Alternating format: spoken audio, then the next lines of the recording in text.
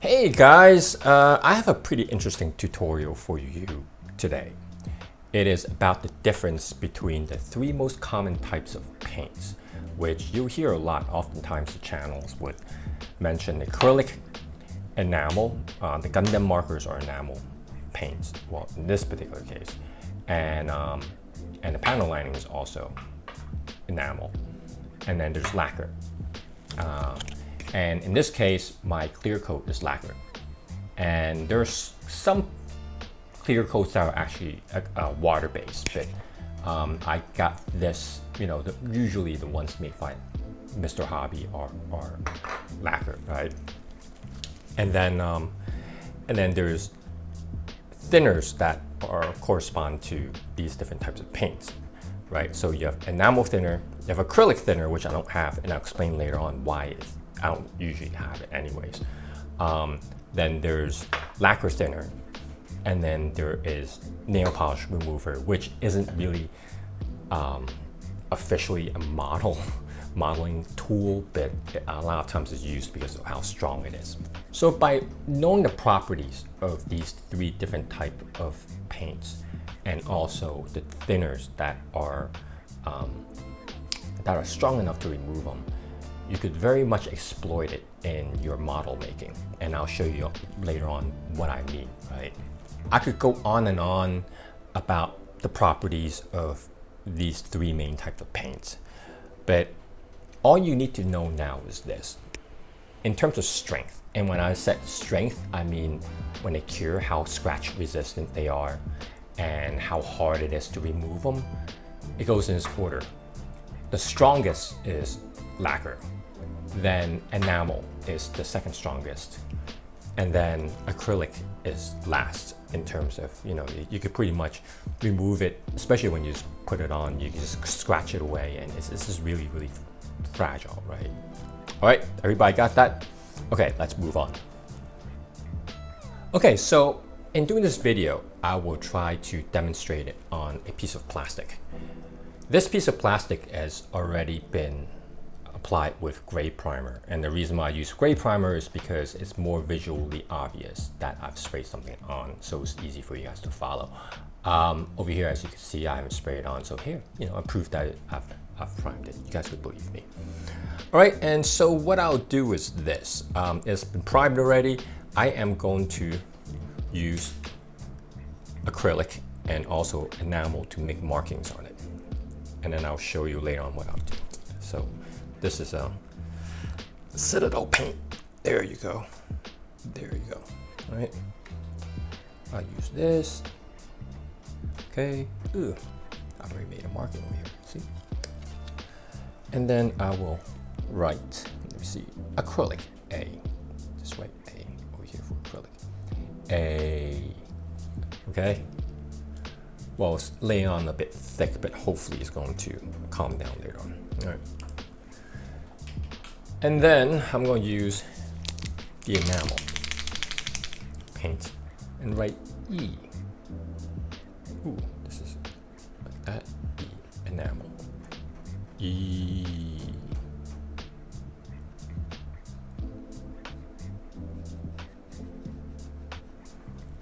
Okay. So next, I'm going to wait for it to dry, to cure, right? So I'm going to give it time, and hopefully this will flatten everything. And then I am going to spray a clear coat over this, right? But one little twist I'm making is that I'm only going to spray half of it with clear coat, and the other half I'm going to mask off. And then I'm going to show you, I'm going to demonstrate to you how they react to each type of paint remover or thinner, as you will. All right. Okay, I am back. Now, as I said before, this half is coated with top coat. As you can see, I sprayed it in semi-gloss so you can see it. This one, I didn't do anything, right? So let's go over the property first. So with the enamel thinner, again, enamel thinner could take out anything weaker than it. So enamel thinner could take out enamel, could see over here. Not by doing this. Oop.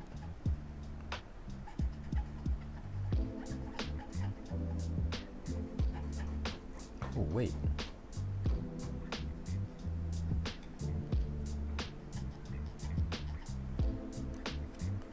And then you can take out acrylic very easily. Right? Enamel. What's going on? Maybe this is not enamel. Maybe the Gundam marker is actually lacquer. Sometimes the websites will misinterpret it. You get the idea, right? I think this is actually lacquer. Okay, I completely made the mistake over here. You guys gotta forgive me, but I'm not gonna redo this video. So here you go, I'm gonna leave this mistake in. All right, but you can see it pretty much just takes out the acrylic, right? Now, I'm gonna use the other end, do this again. Enamel there, there you go. I'm a bit disturbed by it, but anyways, you get the idea, right? Okay, this is the coated part. Now, look at this.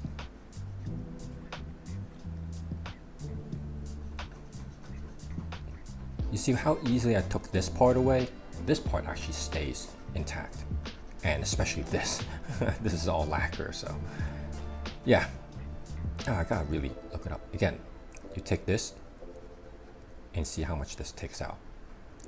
All right, so now what is the actual reason why I want to bring this up is because whenever I do a paint job, I always do it in layers, right? So each layer, you can imagine, applies a different effect onto the piece. And once you are happy with what you've done, I always say spray on a top coat, lacquer top coat, and then lock it down, right? So you can remember in my Commander Devis video I've done recently, I first lay on a layer of primer in white, and then I do red stripe, and then I spray on a top coat to lock that down, and then I do I reintroduce the whites back into the red stripes to simulate it chipping, right? And once I'm happy with that effect, I would then spray on another top coat, and then to lock it down, of course. And then next I'll do the first layer of dirt and grime, and I use the solvent to push it around without worrying about messing up the layer underneath it. Lock that down again with, again, as you could, top coat. And then finally I do the corner chips, and then to lock it down again with top coat. All right, but let's just say this, okay? So let's just say you're working on this piece. This is a piece, right? And you say, hey, I want to do a black dot over here.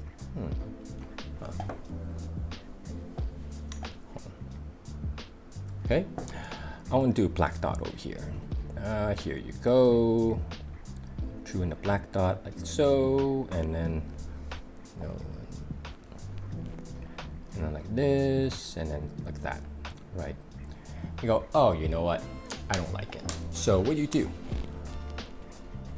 Take enamel thinner, not the lacquer thinner, enamel thinner, right? And then you just wipe. See, it removes the black, but not the red. And voila.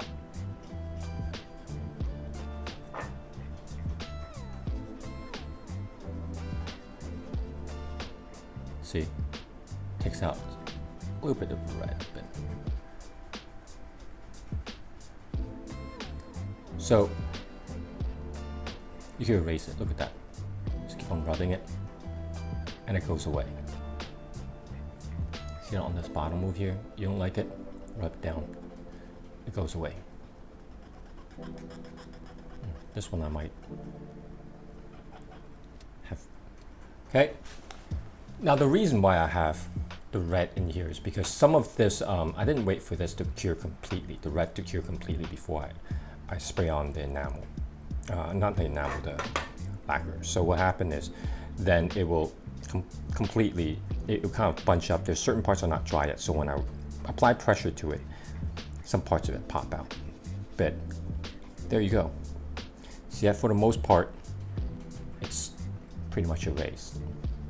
Now if I let this clear coat to dry even more, it wouldn't absorb as well. All right? Let's just say so that's what happened. You use it to protect the layer underneath it. Let's just say you like the pattern underneath. This is perfect, I love it. And then like, you know, and you work on it. And then you made a little boo-boo and you're like, oh no, but this is fine, right?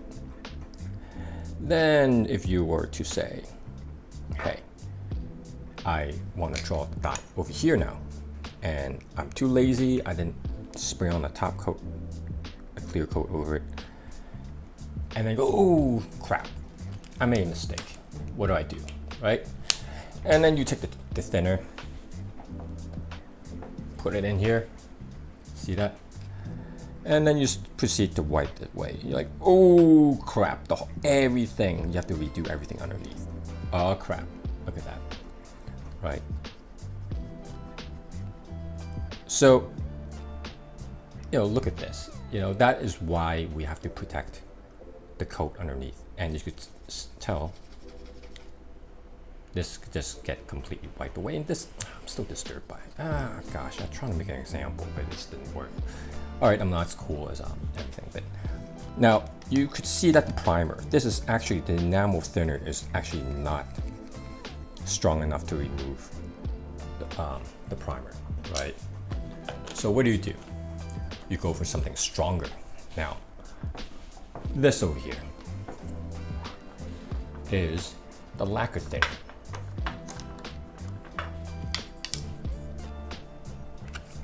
Right, now check this out. Whoa, it takes out everything. See that? It went down to the whites. You just rub it. This is if you made a mistake on the entire piece and then use it to kind of erase everything, right? This is the strongest by far. Well, actually, no. This is not the strongest. The strongest, you see how many tries I have to kind of sit there and just keep on rubbing it away before I reach this? Check this one out. This is nail polish remover, and you gotta use it sparingly. Use it on probably Hasbro produced paint schemes, because those are the toughest, right? Let's just say this. This stuff is very toxic, by the way. Check this out. One wipe, two wipe, it just completely goes away. See that? So that's pretty much the difference between enamel thinner, lacquer thinner, and nail polish remover. Nail polish remover, you have to be really careful, because sometimes I try to use it on the Clone Trooper plastics on the figure, and it even scars the figure. So you have to use it very sparingly. But in cases like in Commander Fly, where I try to remove here, I use nail polish remover because that stuff is strong enough. This stuff, you just end up rubbing it for days and nights and it still wouldn't go. So I don't know what they used to bake that paint on there, but I want to know because it's super strong. All right, so that pretty much covers my video. I hope that it actually is clear in terms of how I go about my my model making. And I feel like I have to kind of clarify it because last week I don't think I made it clear enough. So at least this, it you know, might not be the clearest description, but I hope that you guys begin to see the idea about why we use different types of paints and what you could do with it. Oh, actually, you know what? One thing I forgot. All right, so you guys all remember, there's actually another reason why you do this. Use this whole technique with the enamel color, and I'll show you now. All right. Okay, let me get my thing over here. this is actually a piece that I used the panel liner on, right? So what I've done is, of course, I sprayed on the primer and I sprayed on the clear coat, and then afterwards I put on a layer of panel liner, right? So you look at this. This is the reason why this is also used too, because then you can start achieving pretty cool effects like this, right? See that? I have to use a different type of cotton swab for this, but you get kind of got the idea. Oh, this one completely wiped away, but that's because the cotton swab I use is different. But so again, you see a lot on airplane models, Gundam and all stuff. When people do that, they would then use this to create panel lines. You see this? It wipes away everything that is above the clear coat, and then what's below the clear coat, such as the primer, is actually protected, so that you will come up with these panel lines. And that's pretty much the other reason why you wanted to do this technique. So anyways, yeah, I'm sorry, I forgot to mention this part. So without further ado, I will end this video before I embarrass myself anymore, and I hope that you guys find it useful. All right, talk to you soon.